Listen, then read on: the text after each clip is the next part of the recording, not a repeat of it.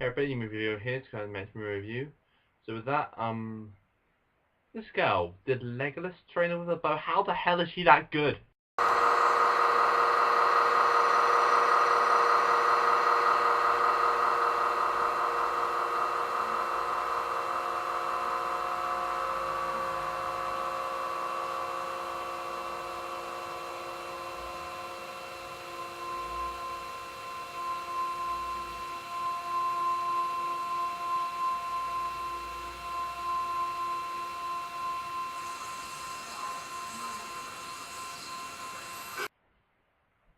This is the first Hunger Games, not the other ones, not Catching Fire or Mockingjay Part 1 or Mockingjay Part 2. I cannot record Mockingjay Part 2 because one, I've not seen it yet, and two, nobody has. It's not been released yet. So, I think you can tell that this movie came out in 2012, based on the book series. Oh, and also quick shout out to a good friend of mine called Jack Baston who recommended I review this. It's not bad. It's not that bad of a film.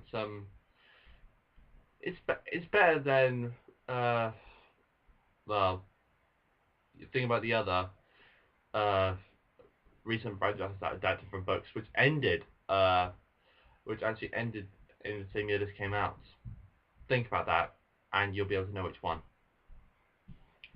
So it's been a while since I've seen this film, so I'll try to remember it as good as I can. But basically, as much as I can remember, there's 12 districts in the now what's now New America, and basically every year you have the Hunger Games, which is two kids, a boy and a girl, from each district, sent to the capital to basically compete and kill each other, so that only one could be left. This, of course, happens to our main character, called Katniss Everdeen, who is played by Jennifer Lawrence, and she's from District 12, and the boy from District 12 chosen is called Peter, who he's okay. I don't mind him, but he's okay. They go to the capital and obviously they start training, get ready for Hunger Games. Peter's he's close to being a pacifist in this, actually. Katniss, hell no. Like I said in the intro, it looks like she's had bow training classes from Legolas and Hawkeye. Possibly Green Arrow as well. So, what do I like about this movie? I like the storyline of it. In case you don't know, I really like future possibilities about the future, just like what could happen if society breaks down, something like that. I really like the story of the Hunger Games. I've not seen any of the others before you ask. I'm probably going to watch all of them at some point, but at this point in time, and it is the 22nd of September 2014, I've only seen one Hunger Games. And the other two things I like is the effects. It's 2012, so the effects are still very good, seeing as this is the same year that the Avengers came out, and next year Gravity would come out. But the effects in this film are still really good. And the casting, I really like the casting in this. Jennifer Lawrence, mainly talk about her because obviously she's the main one. Basically, at the beginning, I've not read the books. Okay, actually, yeah, I've not read the books at all. The only franchise I've read the books for would be Narnia. In case you guys ever want me to review that. Anyway, and but as far as I can tell, she does really well. The people I've spoken to that have read the books, they think Jennifer Lawrence did really well capturing Katniss into her character. But in the beginning of the film, like the first say 25 minutes, she's extremely quiet when she's on the train and hardly says a word. But then when she gets into the actual gets involved in the game, she gets a little bit like that. For a protagonist, she's probably the quietest one I've seen in a long time in a movie. Of course, to every movie you have some bad points. This movie has a few.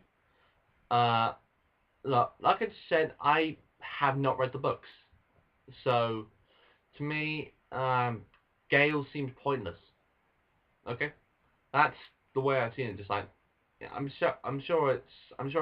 pretty sure he comes into his own later on in the books and also the later movies. But at the moment, he just, uh, I'm not sure why he's in this. Like, I'm assuming it's like a boyfriend for Candace or something who gets left behind. But oh well.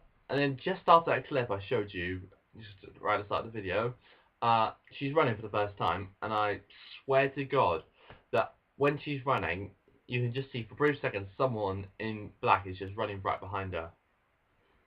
Okay, I'm not sure who the hell it is, but it could be another tribute, but basically you can just see someone else running.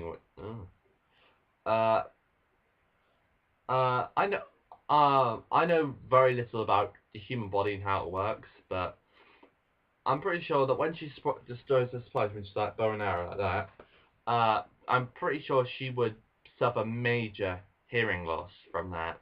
Uh, she could not be able to hear and therefore not be able to survive the rest of the Hunger Games. I think that's explored in the book as well. And also in the same thing, how do they not see her? Look, there's a kid there, and the supplies are here, and Katniss is over here somewhere. So she shoots an arrow past the kid and blows up the supplies. The kid gets blown, but if she's in broad daylight there, like there, right where you are right now, and she's right here.